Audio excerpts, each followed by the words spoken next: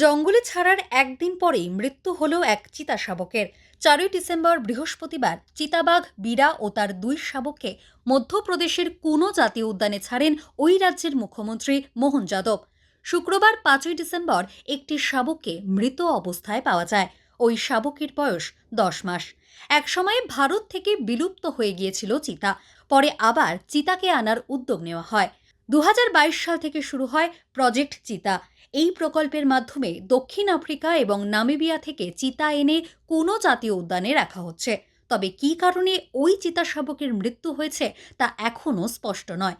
তার মৃত্যুর কারণ জানতে তদন্ত শুরু হয়েছে।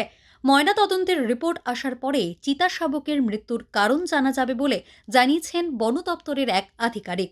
তবে বিরা এবং অন্য একটি চিতা শাবক সুস্থ আছে বলেও জানিয়েছেন তিনি।